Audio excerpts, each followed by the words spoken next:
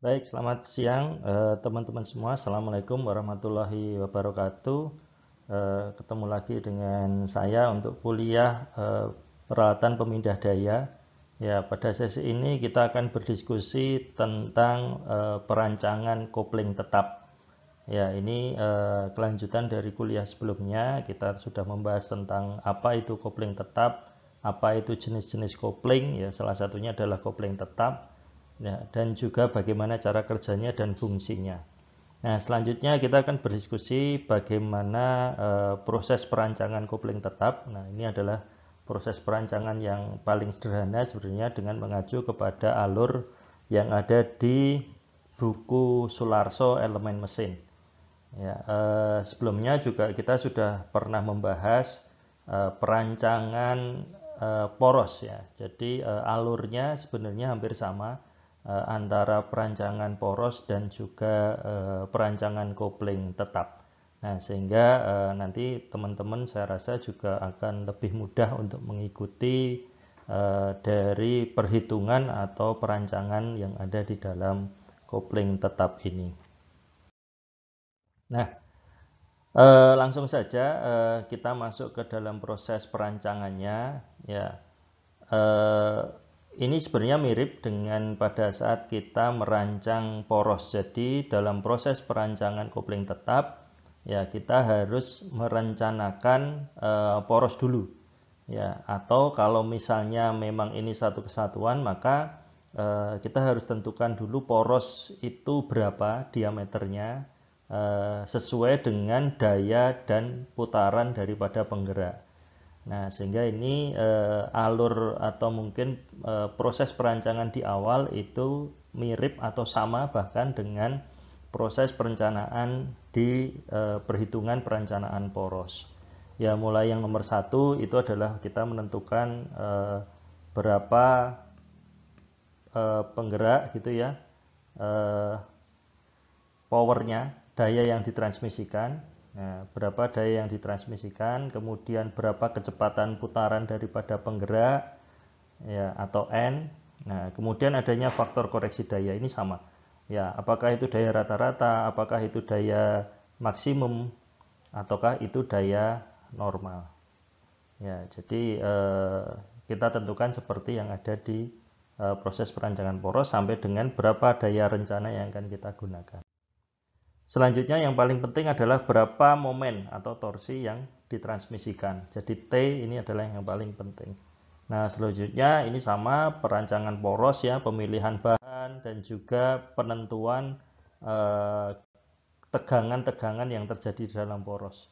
Ya, sampai dengan di akhirnya adalah berapa diameter poros. Ya, kalau di sini sebenarnya ini tinggal di persamaan saja, tetapi kalau di dalam perencanaan poros kita akan mengevaluasi apakah diameter yang kita tentukan, ya diameter yang kita hitung di sini itu sudah sesuai dengan standar yang pertama, ya standar yang ada di lapangan.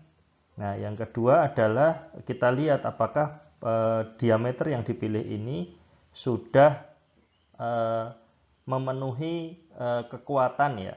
Jadi ada evaluasi terhadap eh, material yang digunakan, materialnya, dan beban yang digunakan, yang terjadi. Nah, sehingga dengan dua analisis ini kita bisa terjadi koreksi apakah dari penentuan diameter yang pertama ini sudah benar apa tidak. Nah, sehingga nanti akhirnya biasanya kita akan ending kepada diameter poros itu berapa atau diameter shaft itu sudah ditentukan. Ini adalah menggunakan diameter standar, disarankan menggunakan diameter standar yang ada di lapangan gitu, yang ada di pasar. Nah, oke, kemudian barulah kita masuk sebenarnya ke perancangan poros, perancangan kopling. Ya, ke perancangan kopling. Dasar dari perencanaan kopling apa? Itu adalah diameter daripada poros tadi, gitu ya. Jadi dari hasil perhitungan diameter poros, kita dapatnya berapa sih? Ya, maka kita akan melihat di sini nih, D. Ya, karena D ini adalah diameter poros ya. Nah, range-nya misalnya katakanlah kita hasil dari perhitungan diameter poros itu sekitar 40 mm misalnya. Nah, maka kita bisa mengambil range di sini. Nah, misalnya ya. Nah, kalau kita menggunakan 40 mm atau juga bisa di sini nih. Ya. Ya, 40 meter.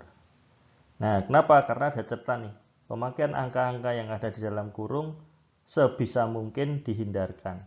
Ya, maka ketika kita menggunakan tadi diameter perhitungan misalnya itu adalah 40, kita bisa menggunakan yang ukuran diameter couplingnya A itu adalah 160 misalnya. 160 mm. Nah, ini data-data yang harus kita ambil. Ya, A itu adalah diameter luar daripada coupling ini nih. Ya. Kemudian C, diameter NAF atau BOS ini nih. Ya, jadi diameter lingkaran dalam. Ya, kemudian panjang NAF L. Ya, L itu adalah ini. Ya. Nah, L itu ini. Jadi kalau tadi A itu ini, C itu ini, ya. L itu adalah panjang ini, ya, panjang ini. Nah, kemudian diameter pusat baut B, B itu ini, ya, pusat baut itu di sini. Nah, itu B. Kemudian diameter baut itu adalah diameter bautnya. Bisa kita ambil kasar atau halus, monggo. Ya, biasanya kita kalau tidak ada keterangan apakah itu kasar atau halus, kita bisa menggunakan yang halus. Ya, itu adalah diameter baut. Kemudian jumlah baut N itu ada di sini. Misalnya kalau di kasus kita tadi jumlah bautnya adalah 4 ya di dalam satu flange, ya itu adalah N. Kemudian tebal flange itu F. Ya, ini F, tebal daripada flange. Ya, ini adalah data-data yang harus diambil untuk perencanaan coupling. Dasarnya adalah diameter poros ya. Ketika diameter poros dapat, maka kita tinggal melihat di tabel 2.1 ini ya, tabel 2.1, kemudian kita pilih data-data yang ada di situ. Kemudian setelah dapat, maka kemudian harus kita lakukan evaluasi kan gitu ya, tergantung dari material flange atau kalau ini kan baru dimensinya.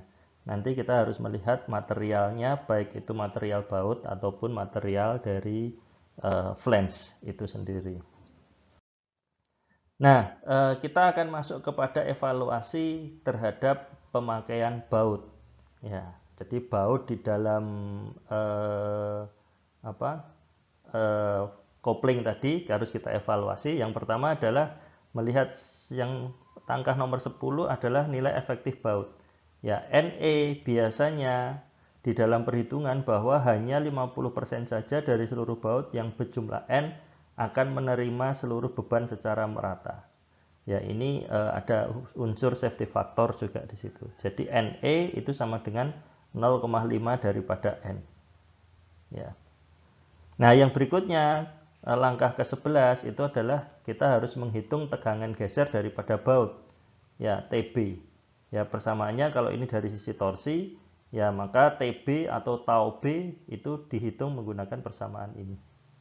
Ya, di mana T ini adalah torsi ya atau momen lentur atau momen puntir ya. Kemudian DB ini adalah diameter baut ya, diameter baut.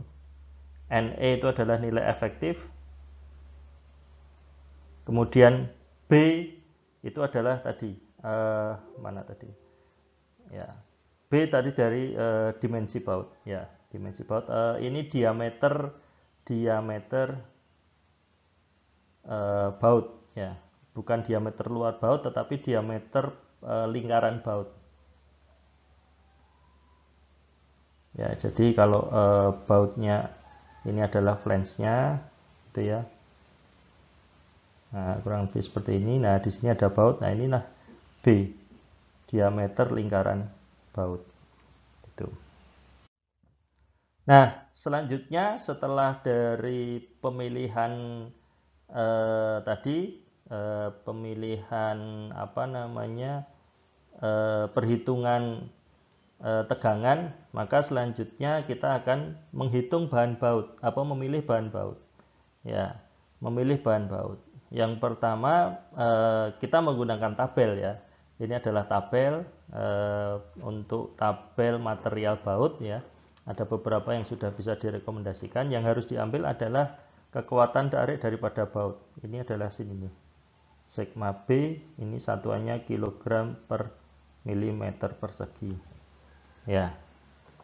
Nah, sehingga kalau misalnya katakanlah kita mengambil bahan baut itu adalah baja batang di finish dingin atau JIS G3123, ya sesinya adalah 20 S20 CD.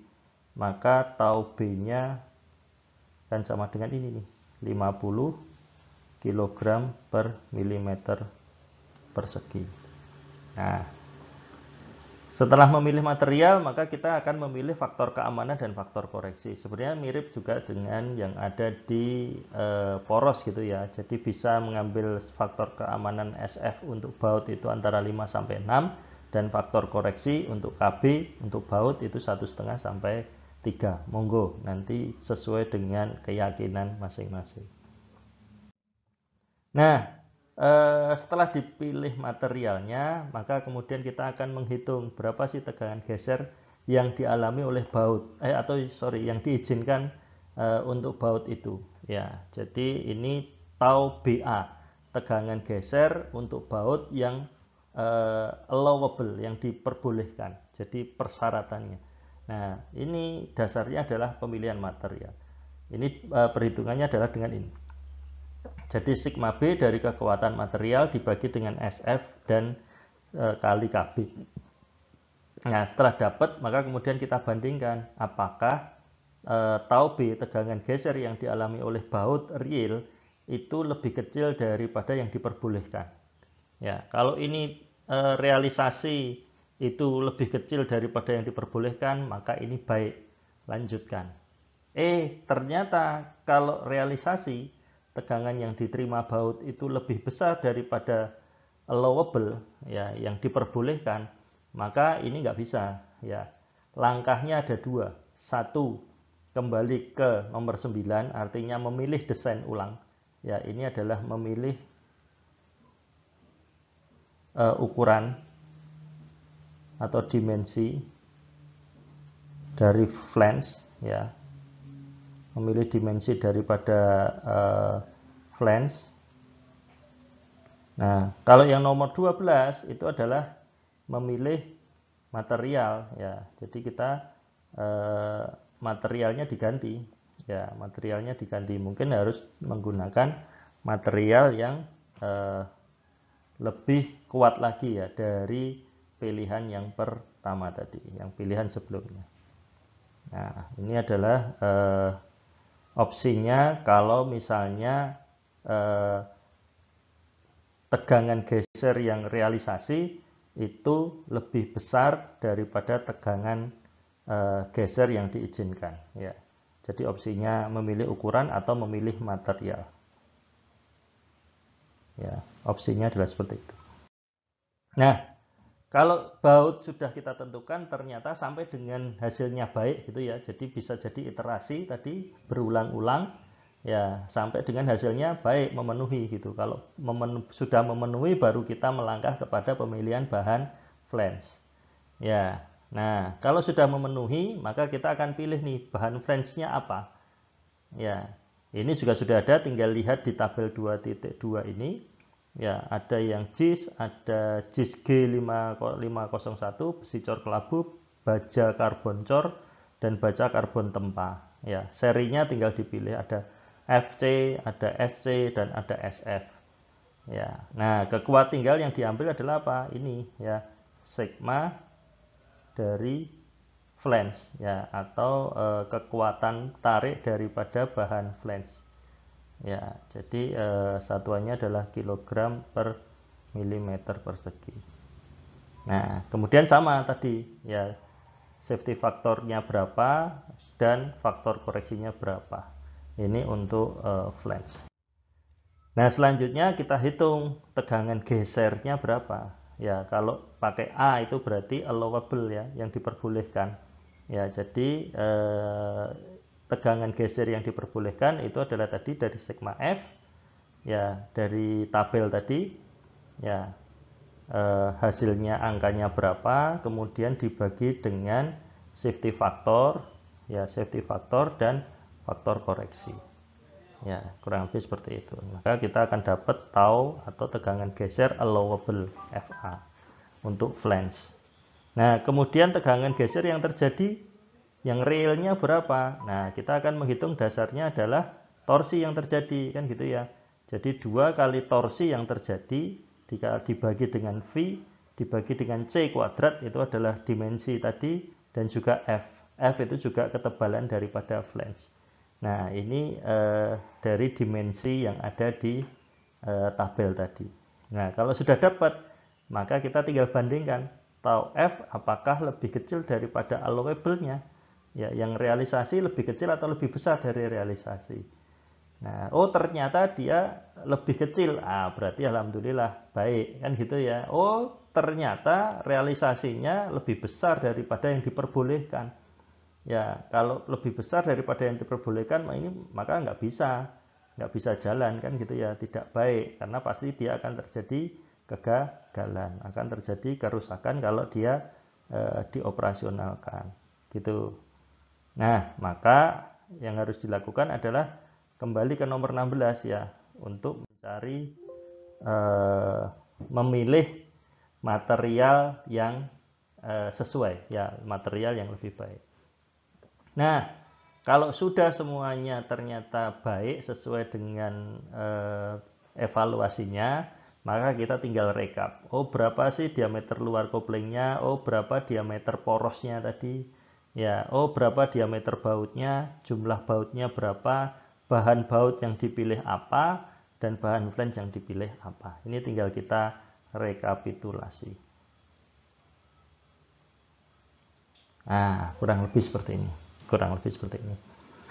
Oke, ini adalah tahapan proses perencanaan atau perancangan coupling flange. Ya, nah, namanya proses perancangan dan menghitung seperti ini akan susah, tidak bisa kita pahami kalau tidak pakai contoh. Nah, maka kita kemudian masuk ke contoh, kan gitu ya. Nah, inilah contoh untuk perancangan kopling ya, perancangan kopling. Nah, ini saya yakin sudah pernah baca kan gitu ya. Nah, ini adalah kelanjutan dari kasus kemarin untuk yang perancangan poros ya. Jadi sebuah poros meneruskan dayanya adalah 10 kW, putarannya 1450 rpm. Ya, putarannya dia bekerja 8 jam dengan beban puntir dan diperkirakan akan terjadi beban luntur persis. Ya, ada beban tumpukan ringan dan bahannya adalah S45C, adanya alur pasak. Nah, ini soal contoh kasus kemarin pada saat membahas perancangan poros.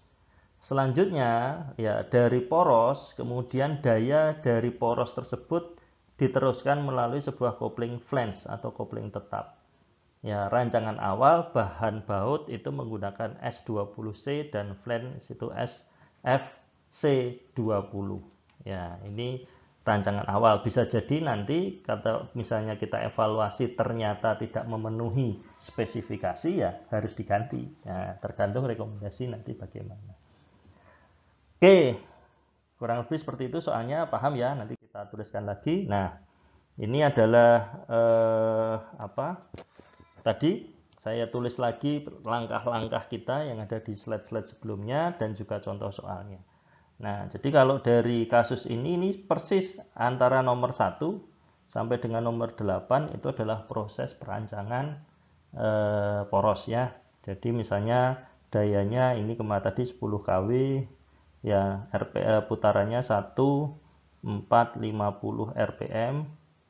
Ya, kemarin ini menggunakan daya normal sehingga FC-nya 1. Ya, kemudian PD itu akan sama dengan P sama dengan 10 kW. Ya, torsi kemarin sudah dihitung, hasilnya berapa? Masih ingat? 6717,2 kg mm. Nah, Dan selanjutnya ini yang penting ini karena ini harus digunakan lagi. Ya, selanjutnya kemudian kita evaluasi kemarin ada yang tidak cocok ya. Ya, jadi awal kita rencana awal itu adalah 28 mm. Ternyata ini nggak sesuai. Harus kita besarkan. Ya, untuk yang pengerjaan PR kemarin ini dirubah menjadi 30 mm.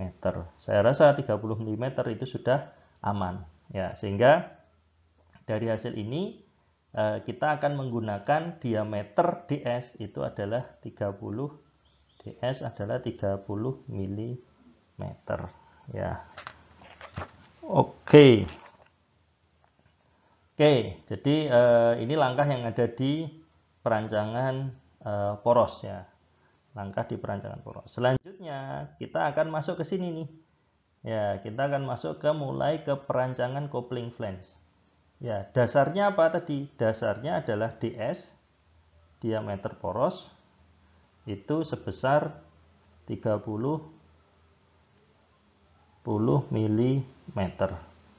Ya, tulisannya 3 kok agak aneh ya. Nah, 30 mm masuknya di mana? Nah, ini range-nya yang ini nih, ya kan? Diameter minimalnya itu adalah 28, diameter maksimalnya adalah 35. Karena kita punya 30, maka range-nya antara 28 sampai 35. Ya, maka tinggal kita ambil datanya ya dari sini.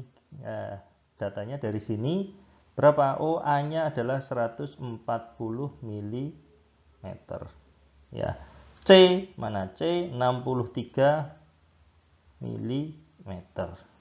L berapa? 50 mm. Ya. Kemudian B 100 mm. Ya, kemudian diameter bautnya berapa? Diameter baut kita ambil paling pojok yang halus, maka dia adalah 10 mm. Jumlah bautnya ya N ini ya kita ambil di sini 4. Ya, dan F itu kita ambil yang sisi halus, maka dia besarnya adalah 18 mm.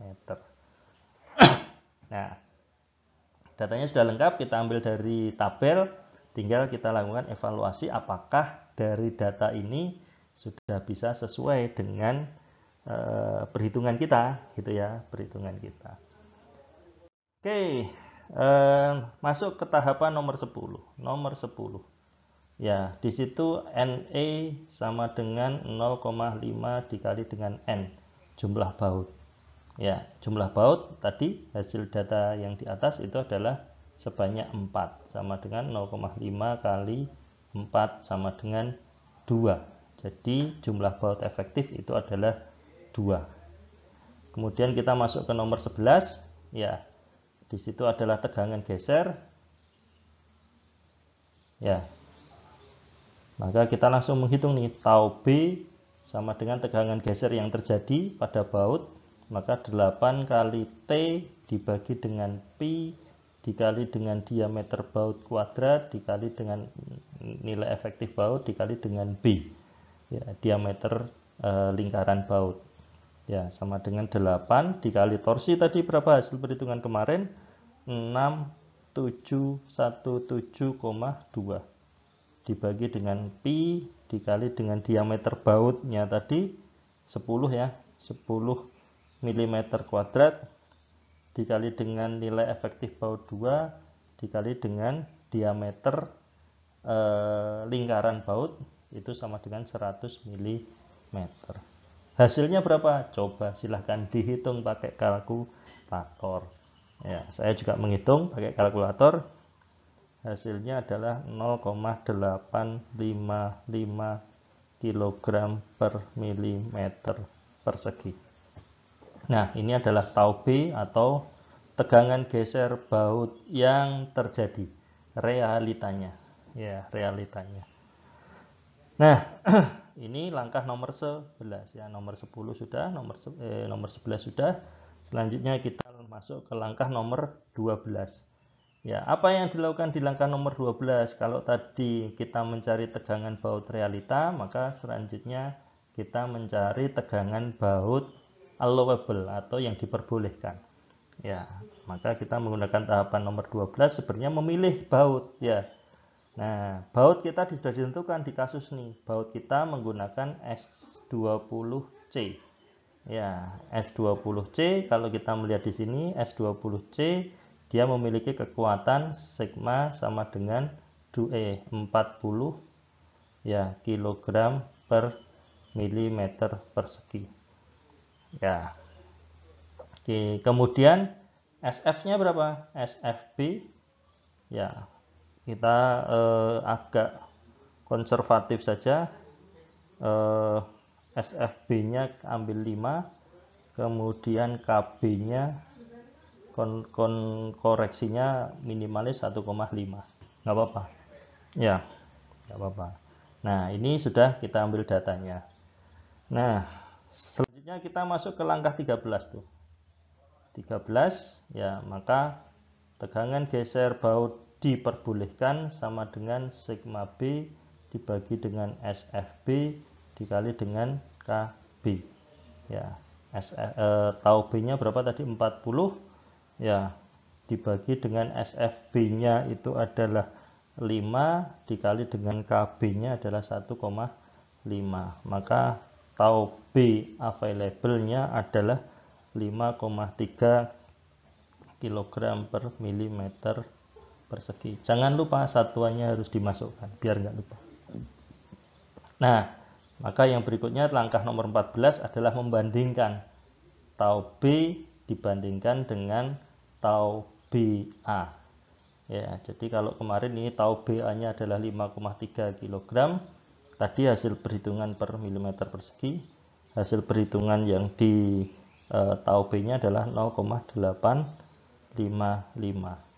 0,855 dibandingkan 5,3 ini maka lebih kecil. Nah, kalau ini lebih kecil maka kita menggunakan postulat di sini nih ya. Ya, postulatnya adalah baik dan dapat dilanjutkan. Ya. Oke, berarti sudah aman. Ya, kita sudah dapat rancangan awal material baut adalah S20C. Ya, S20C. Selanjutnya kita masuk ke flange. Ya, masuk ke bahan flange. Kalau tadi kita evaluasi baut, sekarang di bahan couplingnya atau flange-nya. Ya, yang pertama ini sebenarnya data yang tadi ya, data dari tabel tadi berapa tebal flange-nya. Ya, maka langkah nomor 15 tebal flange itu sama dengan 18 mm. Nanti dicek lagi di tabel ya. Nah, kemudian berapa sigma F-nya tegangan tarik daripada bahan gitu ya.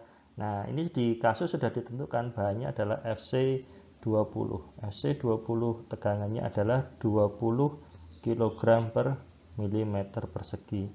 Ya, faktor safety faktornya kita ambil 5-6 yang minimalis saja.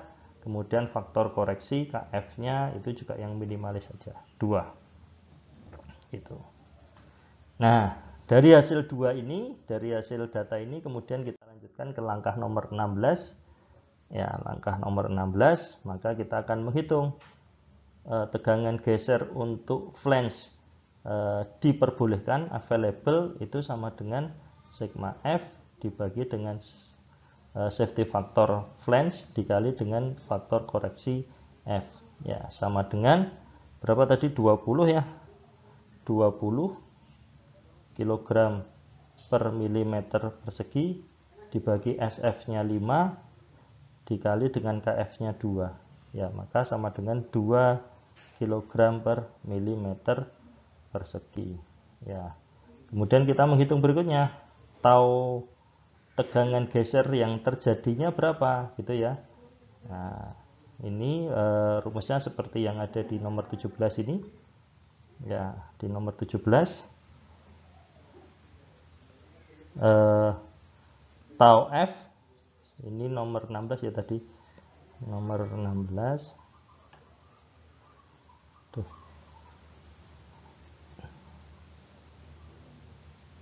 Yang sini nomor 17 ya, maka tau F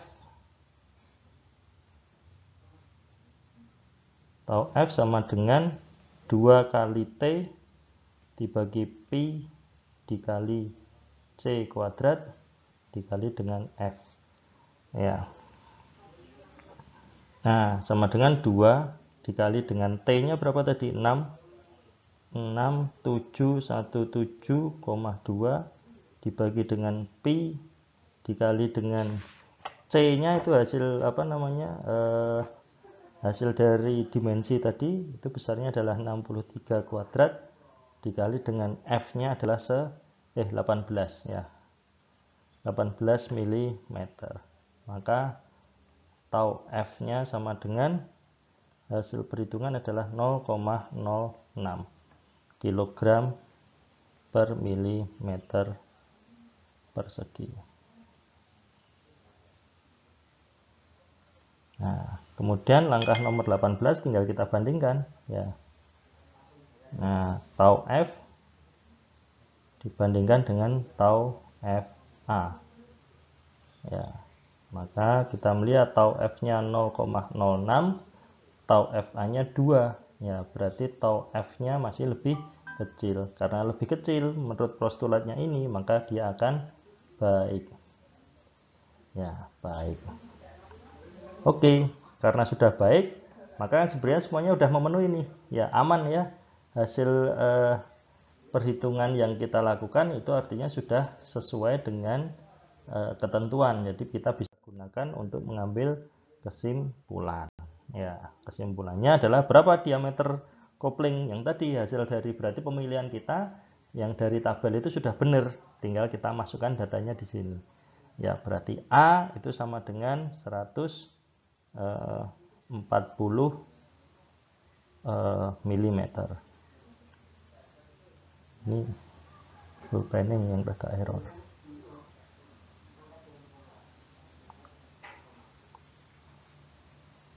Ya.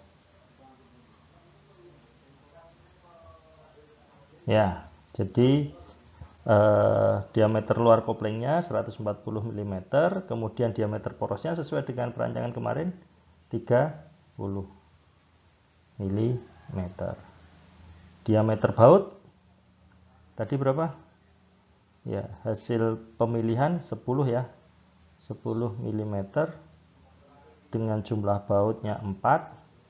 Bahan bautnya adalah S20C dan material bahan flange-nya itu adalah FC20. Ya. Ya, jadi dengan demikian kita sudah menyelesaikan nih proses perancangan untuk perhitungan untuk flange. Ya, kurang lebihnya seperti itu. Nanti setelah ini akan kita diskusikan atau ada contoh soal untuk dicoba oleh teman-teman semua dari mahasiswa. Terima kasih sebelumnya. Kalau ada diskusi kita diskusikan di kolom diskusi. Assalamualaikum warahmatullahi wabarakatuh.